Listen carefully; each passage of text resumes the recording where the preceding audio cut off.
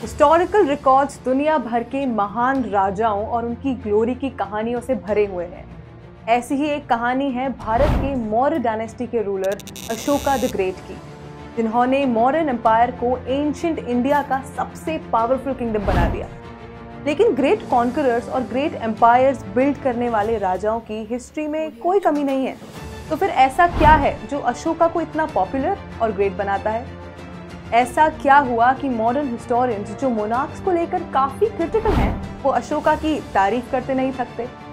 दोस्तों, इसका जवाब हमें अशोका की यूनिक लाइफ ट्रेजेक्टरी में मिलता है, जिसमें कुछ ऐसे अनबिलीवेबल और शानदार चेंजेस हुए जो दुनिया भर के लिए मिसाल बन गए। हम आपको बता दें कि अशोका के बारे में हिस्टोरिकल रिकॉर्ड्स कहते हैं कि पहले वो एक बेहद क्रूर और रुथलेस राजा थे।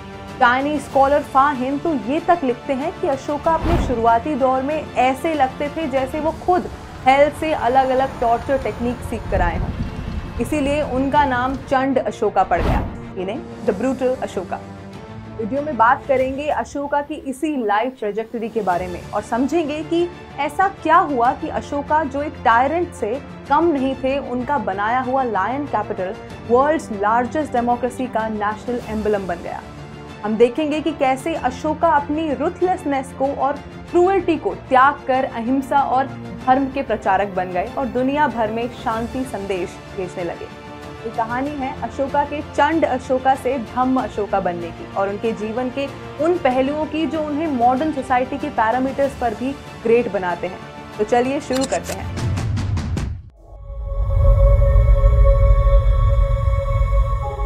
बात 326 बीसी की है, जब पूरी दुनिया को जीतने का सपना लेकर अलेक्जेंडर मैसेडोनिया से ब्यास तक पहुंचा।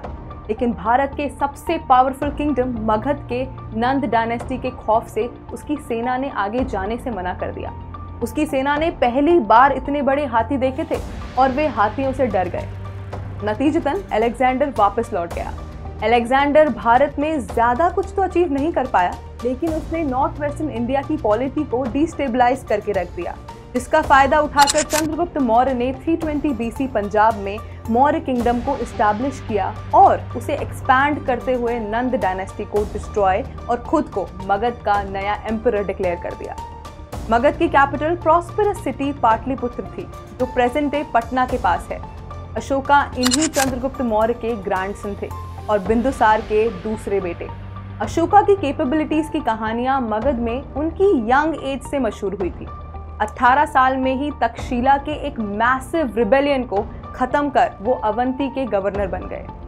इसके बावजूद उनका थ्रोन हासिल करना नामुमकिन था, क्योंकि उनकी माँ एक सिंपल फैमिली से थी, जबकि बिंदुसार के बड़े बेटे सुशीमा की माँ एक प्रिंसेस थी। कुछ सालों बाद तक्षशिला में फिर से विरोध हुआ। सुशीमा तक्षशिला भेज दिए गए, जिसके कुछ दिनों बाद बिंदुसार की डेथ हो गई। बिंदुसार के मिनिस्टर्स अशोका को ज्यादा कैपेबल मानते थे और इसीलिए उनके सपोर्ट में अशोका मगध के नए एम्परर डिक्लेयर कर दिए गए। लेकिन जब सुशीमा को ये पता चला तो मगध में सक्सेशन को लेकर कॉन्फ्लिक्ट हुआ। इस कॉन्फ्लिक्ट का अंत 270 बीसी में अशोका की विक्ट्री के साथ हुआ। कुछ टेक्स्ट कहते हैं कि अशोका ने अपने 99 ब्रदर्स को ब्रूटली मार डाला, लेकिन इसकी हिस्टोरिसिटी कंटेस्टेड है। अब बात करते हैं अशोका के रूल की। सत्ता में आते ही अशोका ने रुथलेसनेस और डेस्परेटिज्म की कहानियां स्टार्ट होती हैं। किंगडम में एक टॉर्चर प्रिजन बनाया गया, जिसको अशोकाज हेल कहा गया, जहां प्रिजनर्स और रिबेल्स को टॉर्चरस पनिशमेंट्स दी जाती थी। अशोका से उनके वो मिनिस्टर्स भी नाराज थे जिन्होंने सक्सेशन में उनको सपोर्ट किया था। खैर, अशोका ने अपने चक्रवर्तिन यानी किंग ऑफ किंग्स बनने के सपने के लिए एक्सपेंशनरी पॉलिसी फॉलो करते हुए एम्पायर को उसके चरम तक पहुंचा दिया, जो हिमालय से लेके मायसोर और हिंदकुश से लेके ब्रह्मपुत्र तक फैल गया। लेकिन अशोका की ये पॉलिसी एक विशियस साइकिल थी। इतने बड़े एम्पायर और राइजिंग मिलिट्री एक्सपेंडिचर का मैनेजमेंट पुअर कम्युनिकेशन टेक्नोलॉजीज की वजह से काफी एक्सपेंसिव था। इसे कंपनसेट करने के लिए और नई नई टेरिटरीज को एनेक्स करना बहुत जरूरी हो जाता था, और ये सब इसीलिए क्योंकि land revenue he main source of income था। लगभग 260 से 261 बीसी में हुए बैटल ऑफ कलिंग का कॉज भी यही पॉलिसी थी। कलिंग पाटलिपुत्र के साउथ में एक प्रॉस्पेरस कोस्टल स्टेट था। अशोका ने इस बैटल को पर्सनली लीड किया और कलिंग के टफ अपोजिशन के बाद भी उसे कंप्लीटली डिस्ट्रॉय कर दिया। बैटल का आउटकम काफी हॉरिफिक था, जिसमें 1 लाख की डेथ, 1.5 लाख से ज्यादा डिस्प्लेस्ड, हजारों लोग स्टारवेशन से मर गए। कलिंग का युद्ध अशोका के जीवन का एक टर्निंग पॉइंट बना। बैटल के बाद के डिस्ट्रक्टिव और हॉरिफिक सीन ने अशोका को झंझोर कर रख दिया। दुनिया के इतिहास में अशोका शायद पहला किंग हुआ जिसने विक्ट्री के जश्न नहीं, दुख व्यक्त किया। ये एक चेंज्ड मैन की कहानी है जिसने पावर के लिए शायद अपने 99 भाइयों का कत्ल कर दिया था। कुछ हिस्टोरियंस कहते हैं कि कलिंग के बाद अशोका ने वायलेंस को कंप्लीटली छोड़कर बुद्धिज्म को अपना लिया, लेकिन उन्हें बुद्धिज्म में कन्वर्ट मुगलीपुट्टा तिस्सा ने किया या उपगुप्त ने किया, इसको लेकर काफी विवाद है। लेकिन श्रीलंकन टेक्स्ट दीपावमसा के हिसाब से अशोका पहले ही बुद्धिस्ट मॉन्क और सुशिमा के बेटे निग्रोध के अंडर बुद्धिस्ट उपासक बन गए थे।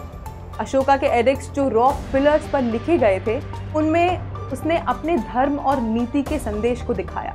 इन एडिक्ट्स के माध्यम से उसने अपनी जनता को अपनी नई नीति और धार्मिक विचारों के बारे में बताया। अशोका ने अपने राज्य को शांति और समर्थन के रास्ते पर ले गया और अपने साथ बुद्धिस्ट मिशनरीज को भी भेजा, जो श्रीलंका, चाइना, जापान और साउथ ईस्ट एशिया तक बुद्धिज्म का संदेश पहुंचाने लगे। उसकी एडिक्ट्स और पिलर्स आज भी विश्व भर में देखे जा सकते हैं। भारत के नेशनल एम्बलम और उनके दार्शनिक संदेशों के रूप में सामने आते हैं। लायन कैपिटल, जो आज के भारत का नेशनल एम्बलम है, उसके एडिक्ट्स और स्कल्पचर्स अशोका के दयालु और शांत विचारों को दर्शाते हैं। अशोका का जीवन और उसका बदलाव एक कहानी है जो शक्ति और अत्याचार से शांति और दया की और बढ़ाने की यात्रा को दर्शाता है। उसकी कहानी एक प्रमाण है कि एक कठोर शासक भी अपने राज्य की दिशा को बदल सकता है और एक आध्यात्मिक गुरु बन सकता है। अशोका की ये कहानी हमें याद दिलाती है कि बदलाव और रिडेम्पशन के रास्ते कभी भी और कहीं भी हो सकते हैं और इस प्रकार की विरासत को आज भी याद किया जाता है।